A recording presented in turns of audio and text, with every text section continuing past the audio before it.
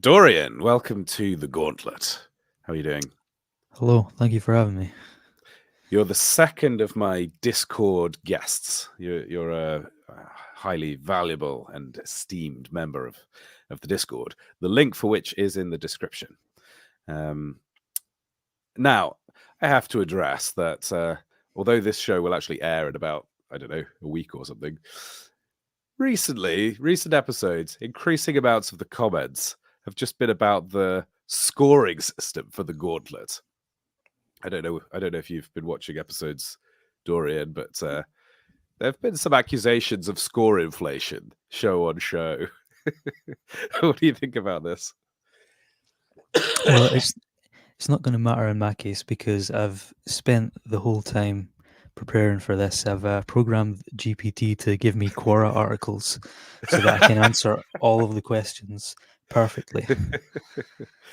Yeah, see, this is the kind of thing you'd be incentivizing if the scoring system was like to be taken super seriously. Yeah, But just to show how completely impartial and fair and how seriously I take the scoring system, I'm going to offer you a special once-off special ability. Um, if you on a given round want to double your score, if you're like, oh, I think this is a strong round for me, I'm going to double my score on this round, I then can let me cash in know. money in the bank, You, basically. yeah, you can activate the Dorian double. you'll get double points if you pass the special, Dorian double conditions. I'll send you the contract with all the details in it, but this is a once off opportunity. Thank you. I'll have my lawyer look at it later. All right, good. So, should we get started? Yes, Round one: music, economics, or cosmology. I think I'm going to go for music because I think we're both musicians. Oh, this should be fun. Okay, here are your three options. Music is the only universal language. Lyrics make little impact to a song, or live music is more important than recorded music. Hmm. Uh, all good questions. I think I'm going Thank to go you. for the last. I'm going to go for the last one. Live All music is right. more important than recorded music, Are you and arguing for or against? I I'm going to argue for, but not in the way I seen it interpreted by Dutton in a Oh, yeah. particular way, where it was a question of whether you're listening to music communally or not. I'll take it Mm, in the way of whether music is played or not, or whether it's recorded and set down for all time. Um, interesting. I Like think I've seen an interesting clip of a bunch of people waiting for the act to come out at Wembley Stadium, and over the PA they were playing Bohemian Rhapsody, and everyone was singing along. So that would be an interesting example of like a communal experience of music, but it's the one pre-recorded official version of the song. yes, and you do see with quite a lot of live acts increasingly.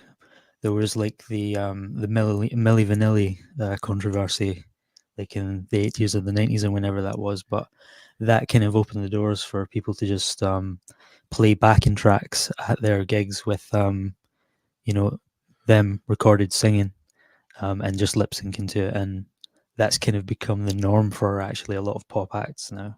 Mm-hmm. Um, but for like most of history, there was never any ability to record music. It had to be replayed, and through being replayed, it would be interpreted in different ways. Classical music, especially, has a long tradition of like the player being just as important as the piece and the way that they interpret it. Um, Guys like Glenn Gould on piano are almost as famous as the composers that he plays. And that was kind of taken to the extreme in the 20th century, where um, he had a movement towards improvisation in a big way, with beginning with like jazz, and with what came after that, like blues and rock and folk and all of that. And I think that's kind of unnecessarily like glorified, because improvisation and that kind of thing it's not a higher state of being like it's sometimes made out to be. It's a more primal sort of thing, where some people think that when someone really good improvises, they're tapping into like some higher inspiration because they're not consciously making the decisions about what they play. They think that it's coming from some like divine spirit or something, but that's not really quite what's happening. It can be that like there are some improvisers where you'll see them do something amazing that you could never do under like a normal state of consciousness, I guess. But they're relying on their instincts, not like some higher thing. But despite that, like the value of having music played rather than recorded is that a tradition can be reinterpreted, and this leads to like bad cover songs. I guess it can do now, but in actuality, what you end up with is the by a kind of almost democratic process or evolutionary process, you end up with the best version of your musical tradition. For example, the famous hymn, medieval hymn, Miserere Me Deus. There's this false legend about a child Mozart, I believe, that like the song was gate kept by the church and there wasn't allowed to be like sheet music produced of it.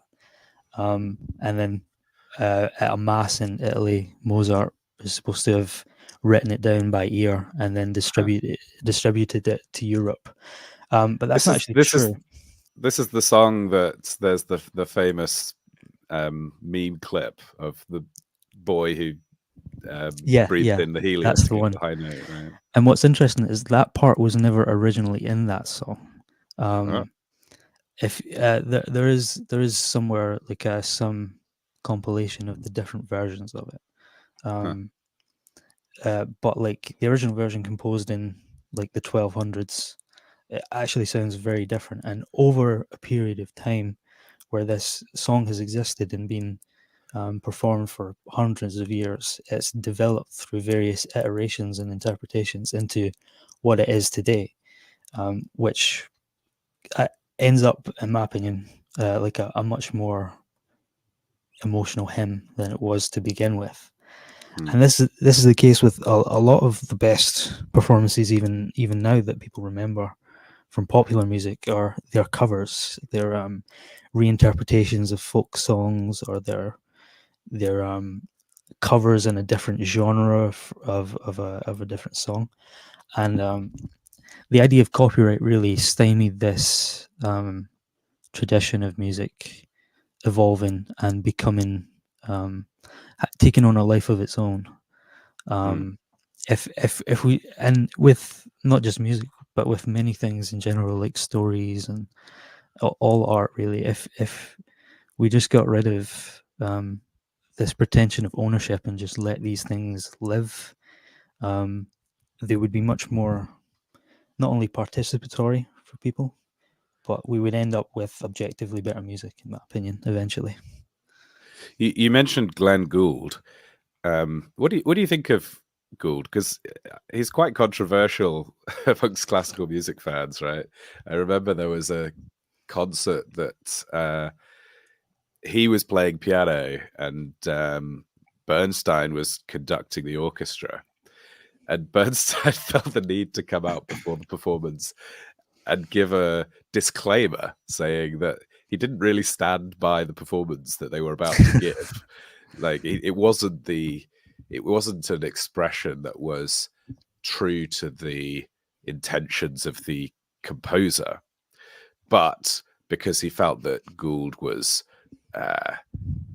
serious in his intent, he was trying to do something that was meaningful to him, and then he was like, Bernstein was prepared to kind of cooperate, but that, I guess for Bernstein, he elevated the intentions of the original composer in the way that a lot of classical music fans do. Whereas Gould's argument is that, well, we already have recordings of this being performed, as accurately to the intentions of the composer as you can imagine.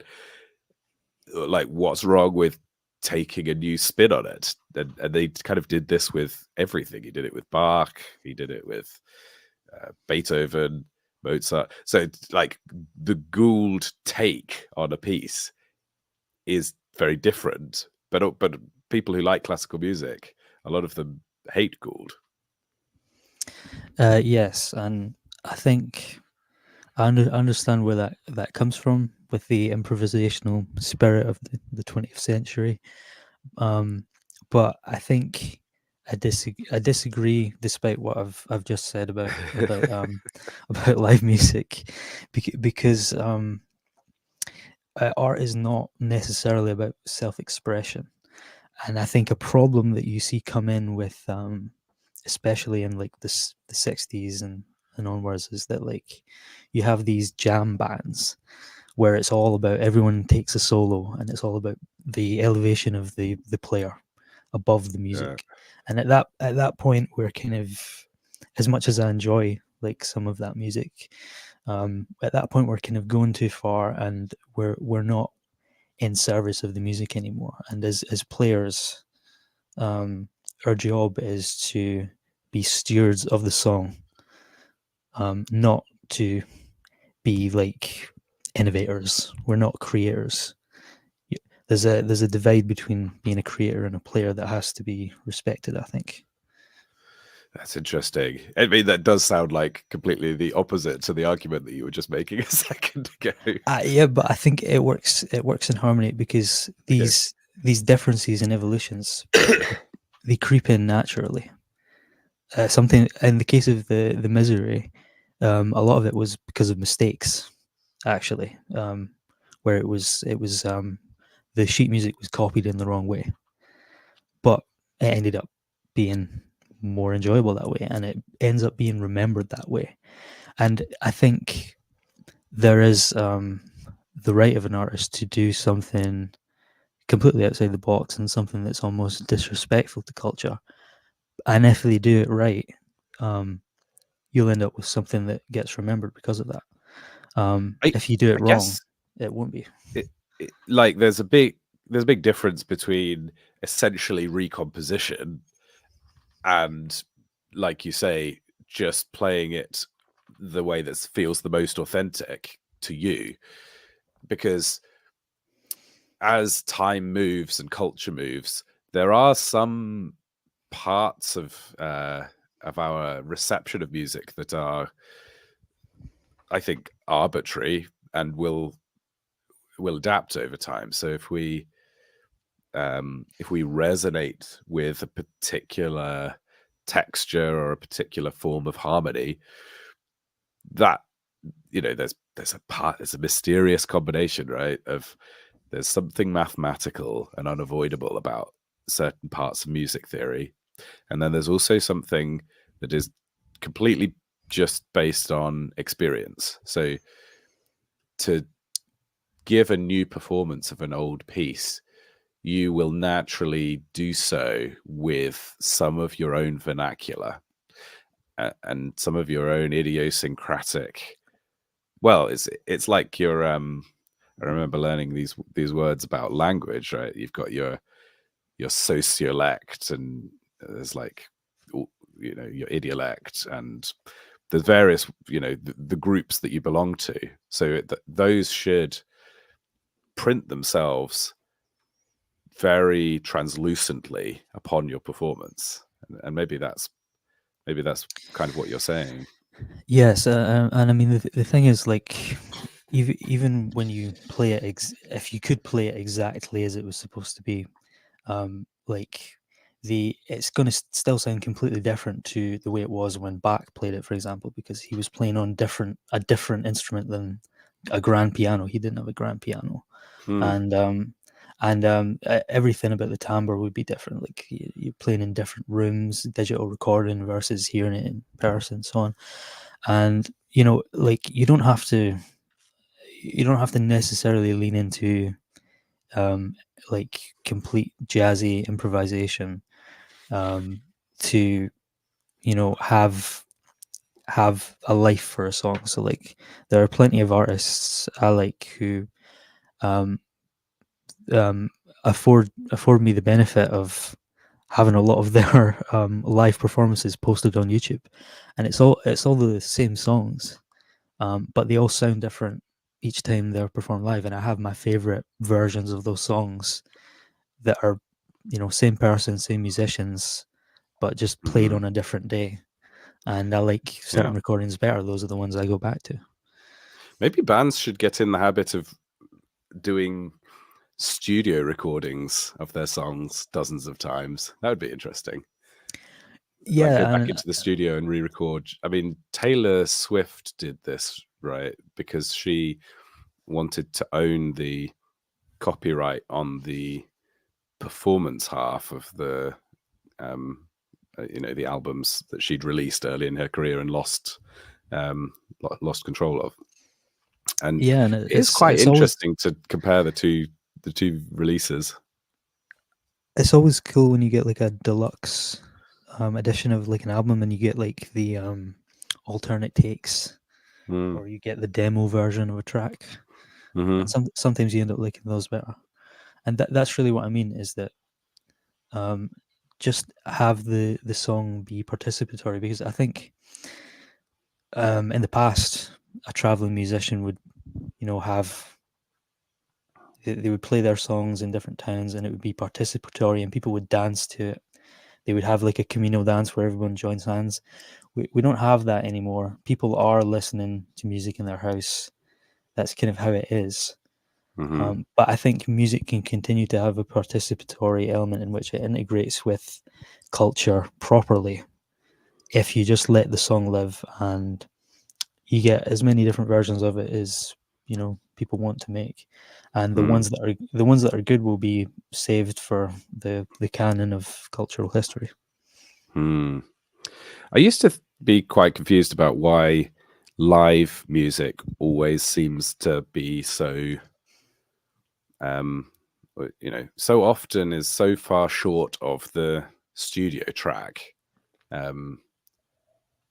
Or maybe that's a controversial opinion, but I'd say there's something about the live performance that's appealing. Like, people like listening to live performances, but the pure sonic quality is always a little bit, or not always, but very often is worse than you can get in a studio. And I was like, well, how come? What's the difference? And if you could, if you go to a live gig, why does it sound so incredible? And then you go and listen to the recording of it later, and it sounds terrible. So even when live music is released and it sounds good, that's often because it's been quite considerably modified before it's been released. So it's different from what the people in the room were hearing. But the modified version reflects better the memory of the people who were in the presence. And I think the answer is that, on the one hand, the live performance has the benefit that you, as a human, arrived at the venue, acclimatized to the environment, got used to the set of frequencies that you're hearing, and your brain just listens to the music relative to the environment that it's in. And you also have the excitement of waiting to go and see them, and the crowd is reacting, and maybe they look in your direction. There's like a real visceral physicality to the experience that's missing when you listen to the recording later. And then, of course, on the flip side, the recording, there's all sorts of tricks being played where you're compressing things all over the place and applying masses of EQ, and you're recording the vocals in little sections and all kinds of stuff, to mean that the studio track is just this glowing perfect thing that you could never reproduce live. But somehow I'm kind of okay with the fact that those two different sets of advantages between live music and recorded music are sort of accomplishing the same thing in a way. So the experience of listening to a highly produced studio track is kind of, let's do polish to make up for the lack of presence and authenticity.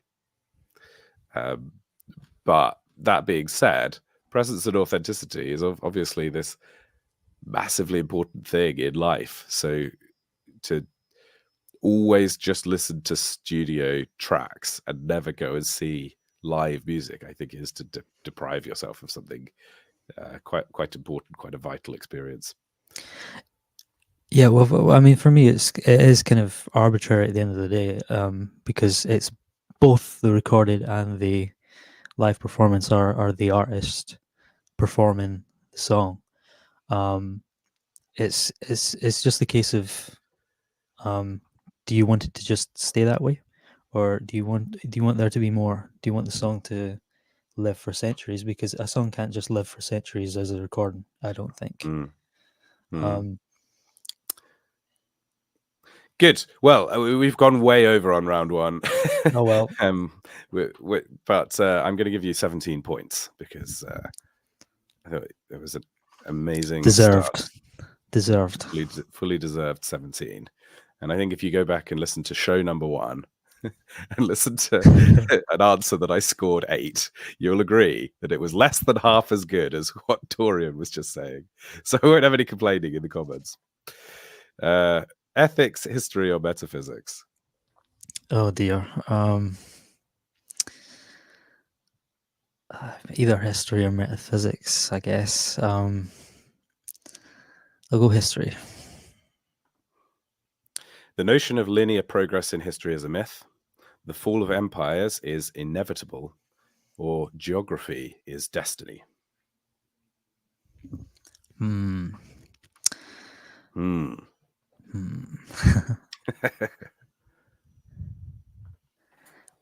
do you mean by linear progress? 1 second. Linear progress, I guess, meaning that in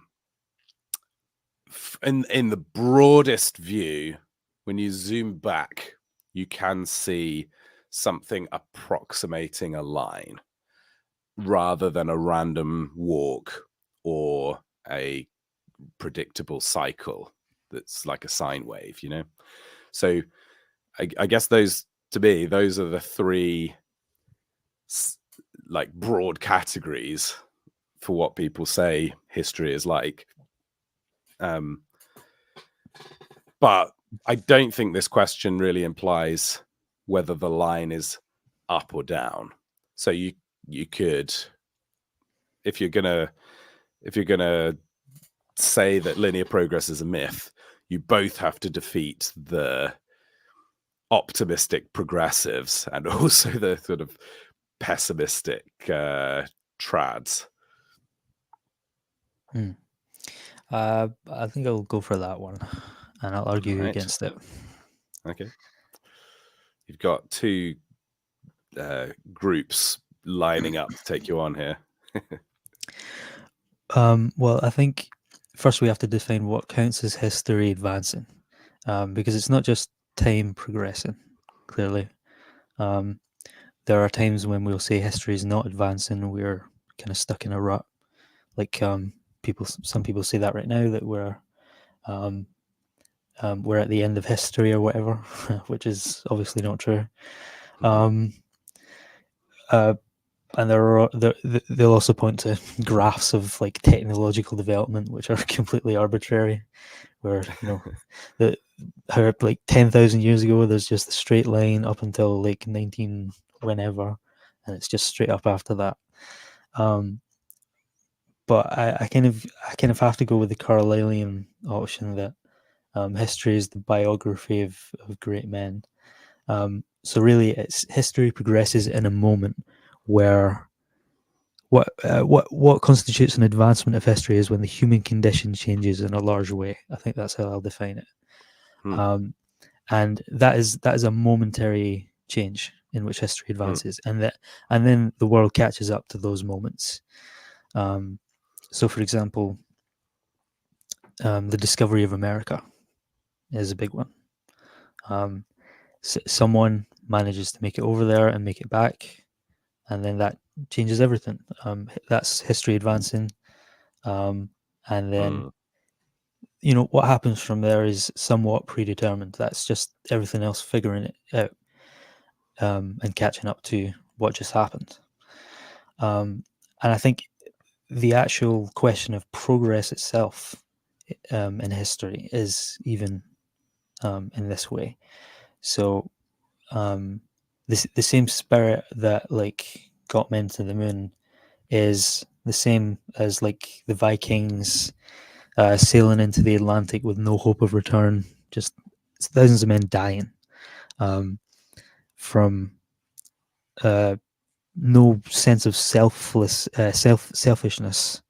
of survival and procreation or whatever. It's from actually men who can rebel against that instinct, or who are able to create those moments which progress history. It's and to other people, those moments just seem like lemons throwing themselves off a cliff, I guess. Until there's the moment of breakthrough. The moon is just the same as like Greenland in whichever century the Vikings colonized it. Just this barren wasteland. There's no reason that they should sacrifice so much to be there, except for the interest beyond themselves, some calling that's higher, and then of course we know the result of it at the end of the day. Now, you used the comparison of lemmings jumping off a cliff. I've sometimes thought that these people that we lionize, maybe they aren't so different from all the lemmings, as it were. As in, loads of people try crazy stuff in their lives and fail, and occasionally someone will try something crazy and it'll succeed. But the difference isn't that person had necessarily more insight. They were just in the right place at the right time with the right idea. And then they had that crazy instinct to jump off the cliff. But they're like the one lemming who took a jump and I try to figure out a metaphor here where a lemming jumping off a cliff could result in some enormous boon to lemming society. But let's imagine that the lemming falls onto a slide into some sort of lemming paradise, and then comes back and tells all the rest of the lemmings where to go. Do you see what I'm saying, though? That yeah, exactly. We give the great men of history credit in a Carlylean model, because it's their will that forms history. But couldn't you just as easily read it that the great man is just the person who ends up seizing the mantle of history, rather than creating history? Yes, well, I would say that they end up being great because they were destined for that role in history.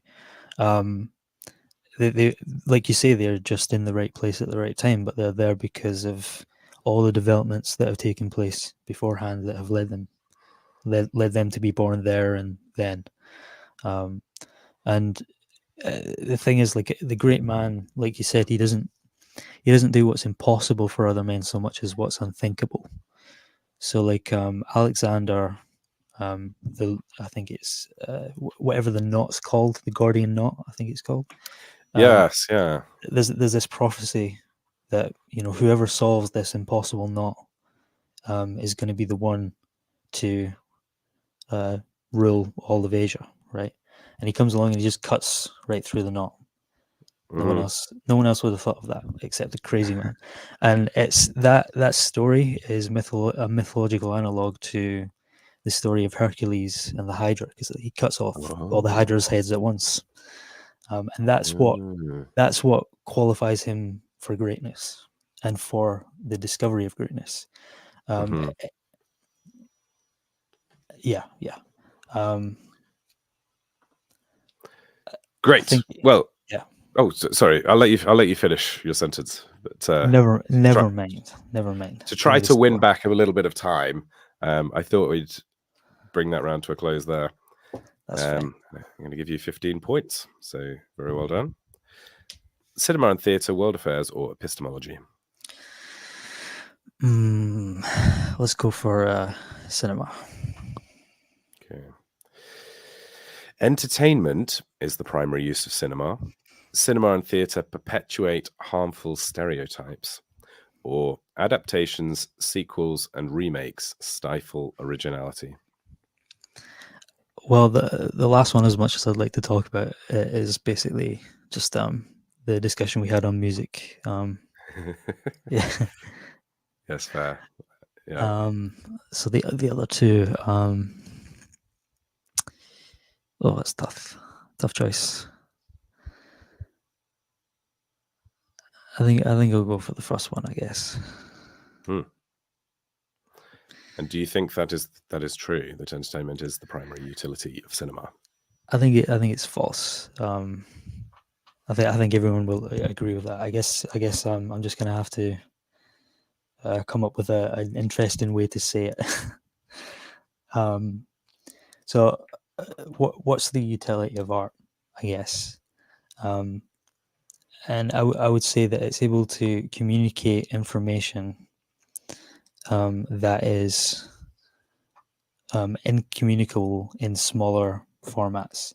It's the old adage of a picture paints 1,000 words is true, although it's not like there's a static conversion rate of like 1 word equals 6 pixels or something. You can come up with a metaphor that says more than a picture of my face or something. As an aside there, it's occurred to me that the compression problem, as in if you have an uncompressed image, it takes up an enormous amount of space on disk. So then people have come up with various clever ways of storing the same amount of information but in a smaller amount of space, which kind of comes down to, let's figure out so especially with lossy compression, let's figure out the images that are likely to exist that people are going to want to save and give them nice short kind of lookup references, as it were. I'm massively oversimplifying here, but if you can index into a smaller subset of images that people will actually want to save, and then just discard the majority of possible PNG files that you can encode are like indistinguishable noise. They all look identical to a human. They're all functionally identical, but because of the space that you've chosen to make available with that uncompressed format, then you have to represent them all equally. But the image generation technology that's recently sprung up, the AI stuff, is kind of like a more advanced, it's like an approach that's so much more sophisticated than just JPEG.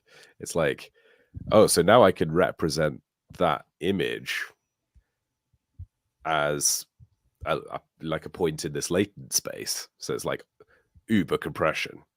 And the text prompts is not exactly the same thing as that, but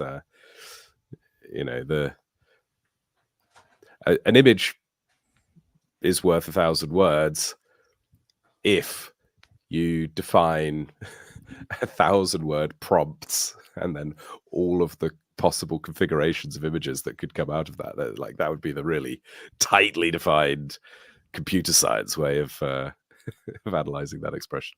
Sorry, I won't use up your time on this round for that digression. I just thought that was interesting, thinking about image generation in the context of compression. Yeah, no, that's okay. I don't think it's exactly like compression.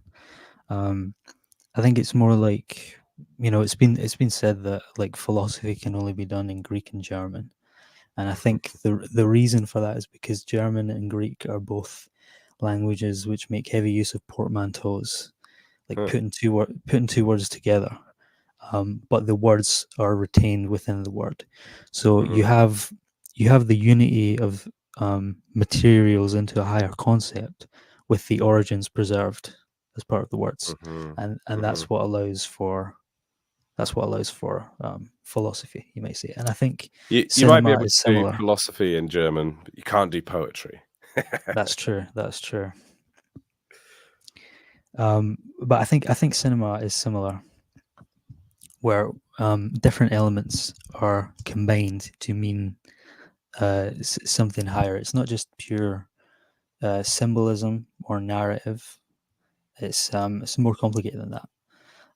But we're in cinema. I think cinema is best, and its best utility is when it's able to portray things which are kind of totally incomprehensible. You'd have to write, ages and ages of literature to kind of understand what it means linguistic in a language, but yet when you see it, the real message is instinctively communicated through like a full use of your mental model of reality, through visual and audio, like everything you understand, which no other art form makes full use of, apart from related ones like theatre and opera.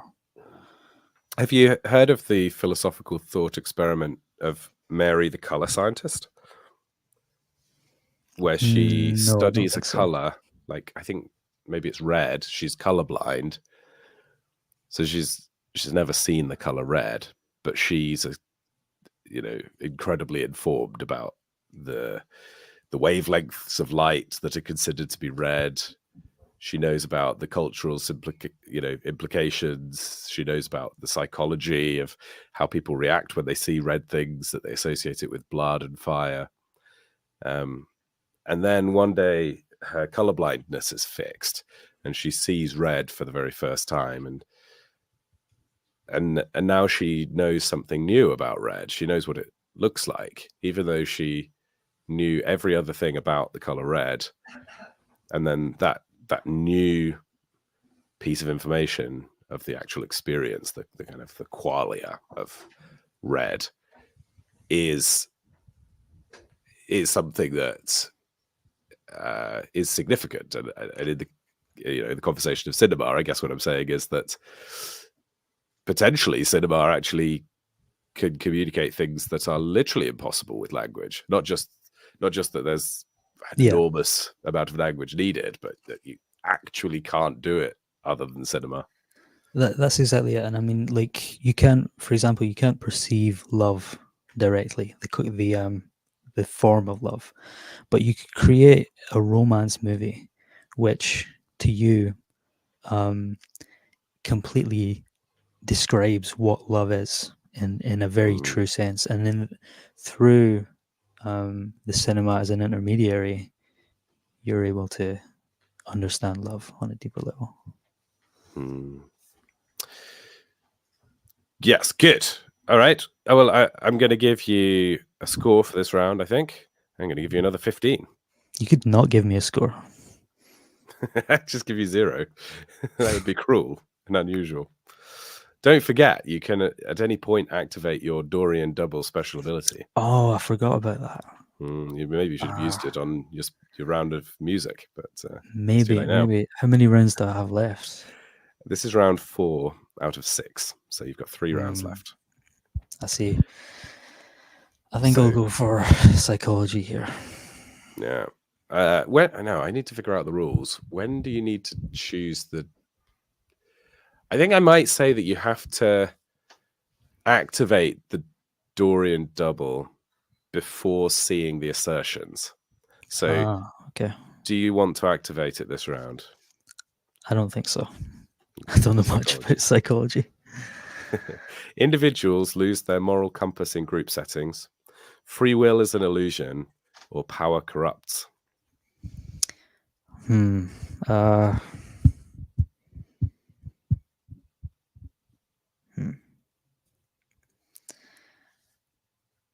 Sounds like you made the right choice, not yeah, using definitely. the special ability here. I'll go for individuals lose their moral compass in group settings. Great. Take it away.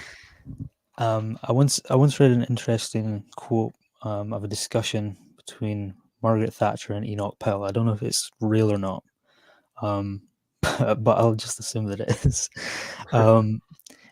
Margaret Thatcher is supposed to have said that basically Britain is about values that individuals subscribe to. It's the sort of propositional model for society. And Enoch Powell is supposed to have said in reply that he would fight for this country even if it was communist, and that was baffling to the propositional model. So I'm going to argue against this because I think there is a group moral compass that can be supposed, and that the values of the group that are beyond the values of the individual. That might sound very Marxist or whatever, from the fore, but that's not really what I mean. It's not about we should decide what's best for people at large, like effective altruism, but because of our relationships with each other, and through our relationships with each other, we are able to approach a higher morality through working together. Like, so for example, like, what's the right thing to do when you're walking down the street and there's a homeless person begging for money? Most people would say give them the money, but then there's always the possibility that they go and spend that on drugs or something. What would be better is if you sat down and related to them and became a part of their life, and you were then able to transform their life in a much more powerful way than just simply giving away what's yours to theirs, which would be like an individual transaction of an individual sort of ethical transaction. By becoming one thing together, you can be of greater moral value. It's the same thing with the relationship of marriage, for example. I think there is a synergistic quality of morality that's beyond just this idea of groupthink. Although it is very true that like the masses are, stupid herd mentality. All those things are real. But as much as I do believe in elite theory or whatever, like everyone else does around here, there is such a thing as a spirit of a people, which acts on its own. You could say that that's maybe constructed by individuals, but it exists at the same time. Yeah, so I'm wondering whether individuals losing their own moral compass and adopting the group's moral compass is actually saying the same thing that this assertion is saying.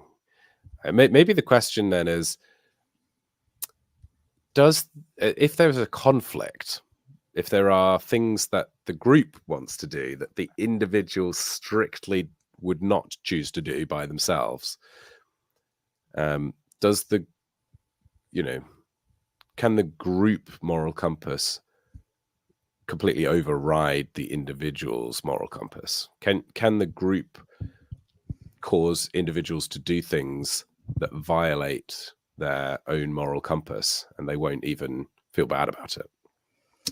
It could do, but I think it's also the case that when we say just moral compass, what a moral compass does for someone is it points them towards selflessness, doing things for other people, and that's not something that emerges from the individual. I don't think that's inherently from our relationships.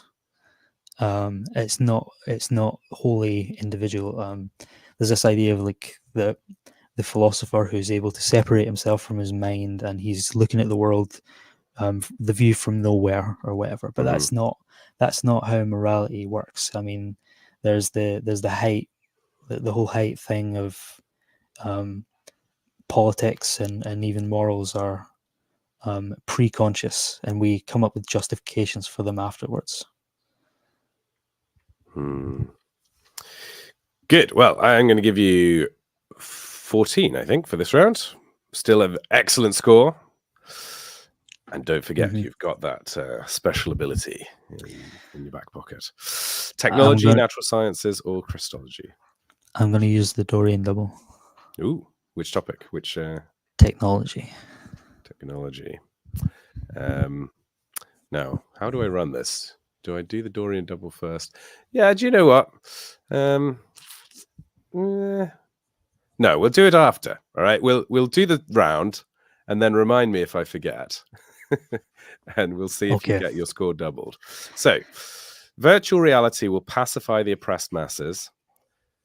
Cybersecurity threats surpass traditional warfare, or blockchain technology is important. I'm going to go for virtual reality will pacify the oppressed masses, and I'm going to argue against it. Yeah.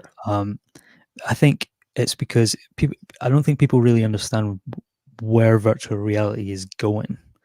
Maybe they think it's just like VR games, like VR chat and things like that, where people are just hanging out on the internet, basically, and they're basically covering their face so that they're not living in real reality. They're wholly consumed by the game. But that's not the be-all, end-all of virtual reality. That's not where it's going. It's about bandwidth connection to computers, really, in the end. That's the whole idea of the metaverse, is moving beyond just, it's not funny anymore. We're trying to actually live with computers as cyborgs.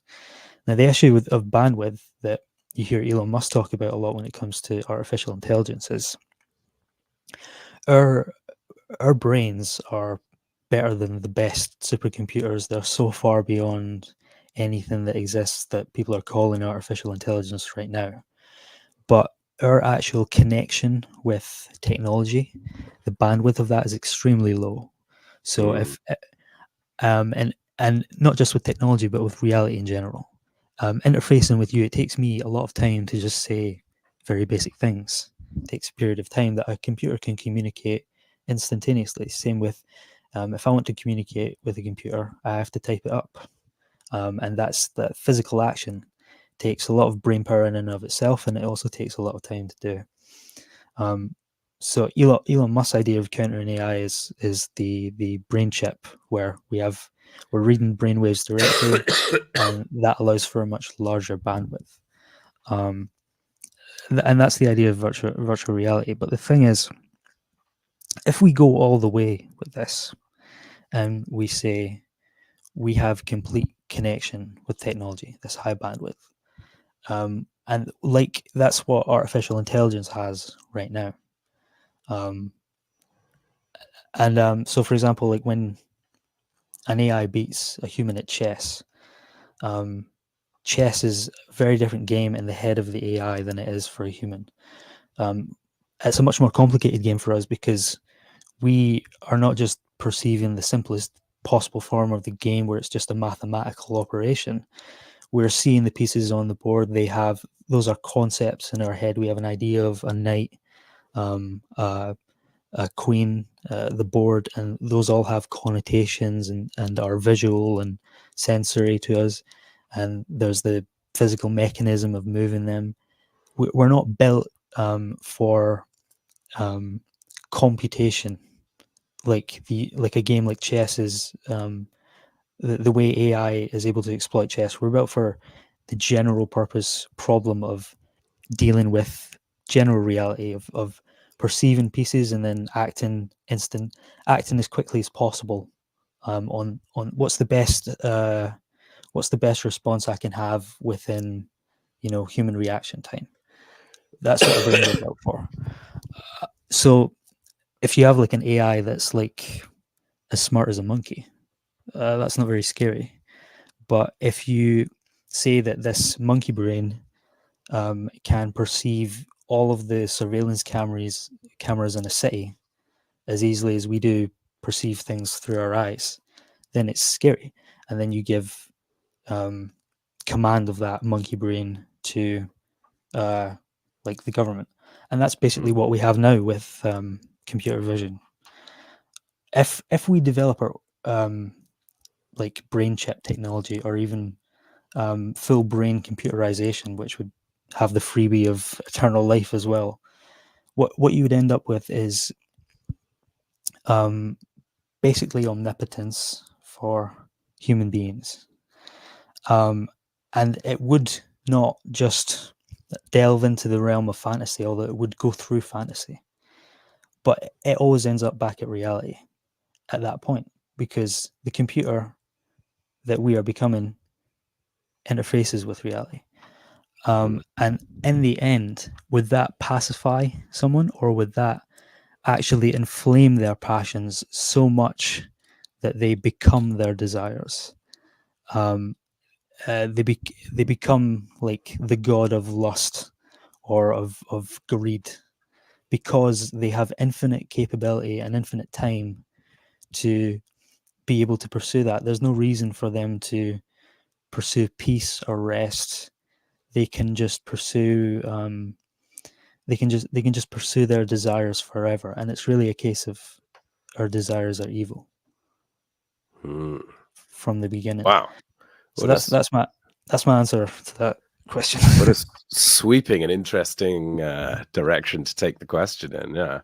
So I guess this is perhaps somewhat related to the idea of the hedonic treadmill, right? That you might think that if you reach a certain threshold of certain desires, that you'll be satiated. But actually, it seems like in human psychology, there is no satiation. So you're sort of saying the more powerful you become in your ability to like formulate and complete a desire, in some ways the stronger the desire becomes, because once you've taken heroin, you're not like, oh man, I think I've had the best drugs that exist, so I can move on. I no longer have interest in drugs. It's kind of the opposite. Like, oh wow, that was so incredible. I'm actually going to devote the rest of my life to trying to get that high again. Yes, and with proper virtual reality, with like full computer brain feedback, you could have someone who just generates the euphoric experience of heroin continually forever, and they're just like that, but they're also all-powerful computer god.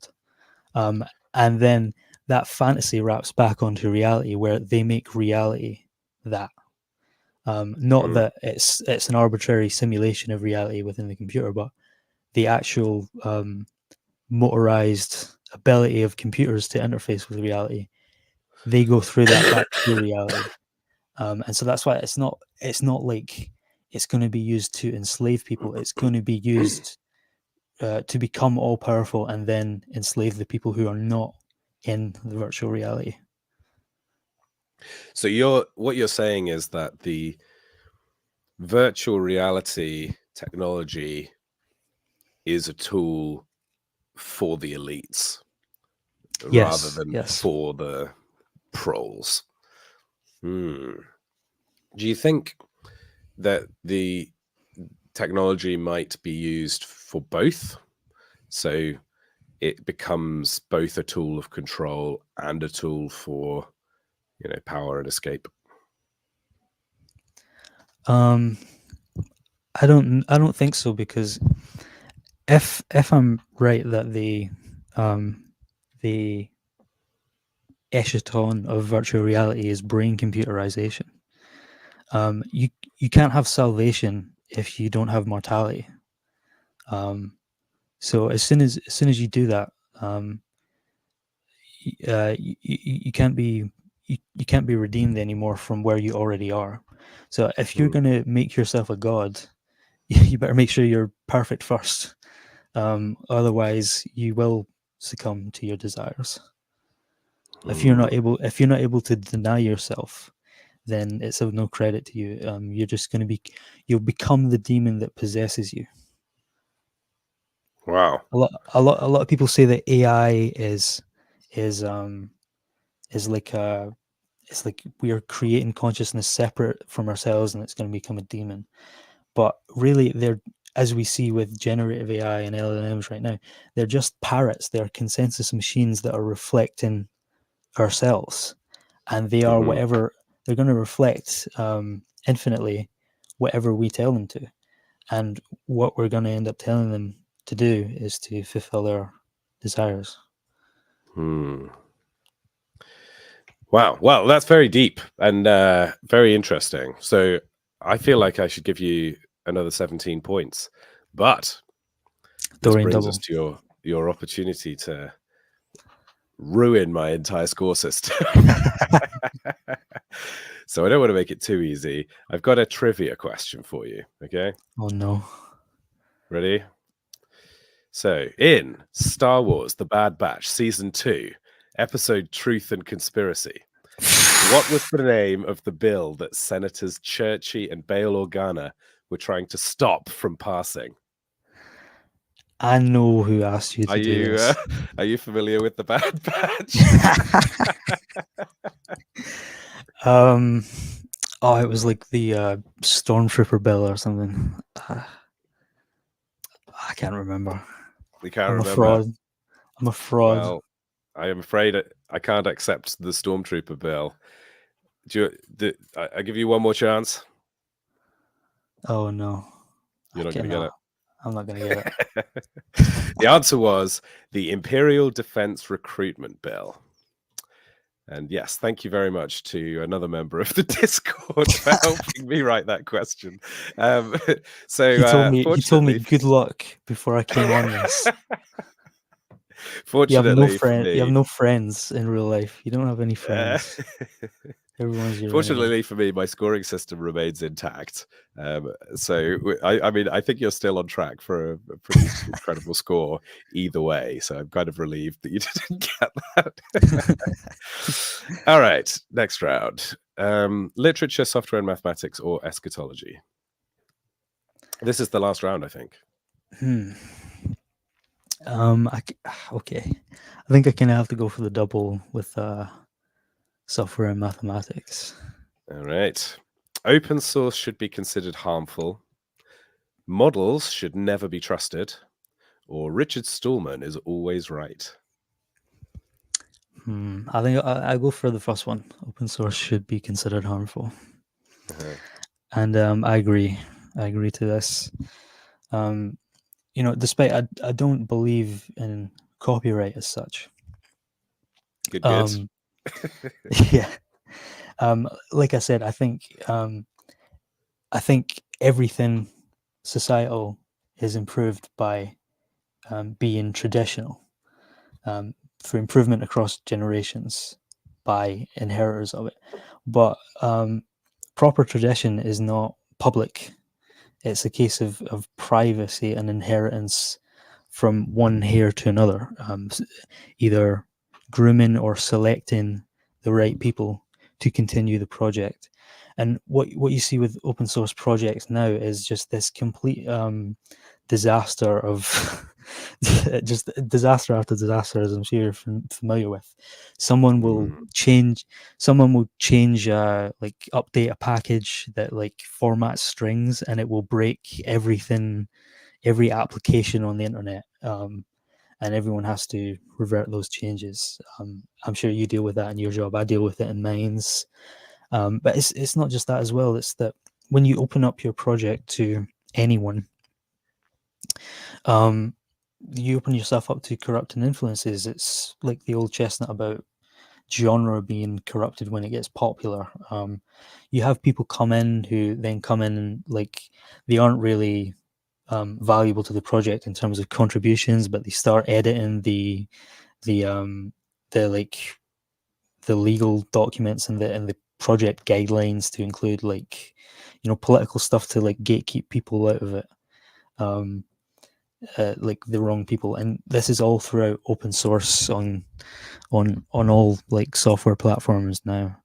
And we still see that like the real developments, they are still coming from private companies, with the right funding, of course. Not even rich companies, though. Like there's a lot of small private companies. OpenAI was not like necessarily the biggest company in the world when it put out GPT. Got a lot of its funding afterwards and a lot of the interests afterwards. Although it was obviously Silicon Valley project to begin with, but there are people working out of their basements by themselves who are coming up with innovations, like important innovations, but they're not opening it up to the world, where everyone has their own ideas on everything, and it just becomes this cacophony of just awful. It's not. It's antithetical to progress, I think. It's quite interesting looking at the XZ backdoor that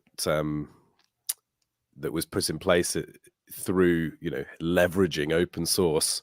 Some of the things that you're talking about actually kind of resulted in a really serious vulnerability. And I think this is the aspect of open source that I never really had considered. I used to, back in my more libertarian days, I was actually quite pro open source, and I kind of thought, oh, you just throw your source code up on the internet and then it's useful to everybody. But that's not really how open source operates. It's much more that you provide your source code and you're then on the hook for maintaining it for the rest of your life. And if not you, somebody else will have to do it. And it's not some magical perfect system that results in flawless code. It's a very fallible human time-consuming endeavor. And yeah, there are some great successes of open source code, but I'd argue that the successes have come about in spite of the open source nature of the project rather than because of it.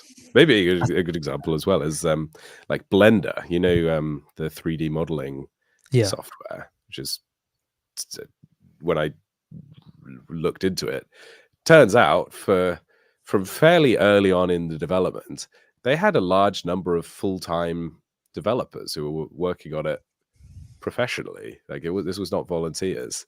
So it's open source, but it's not the work of a bunch of people in their spare times.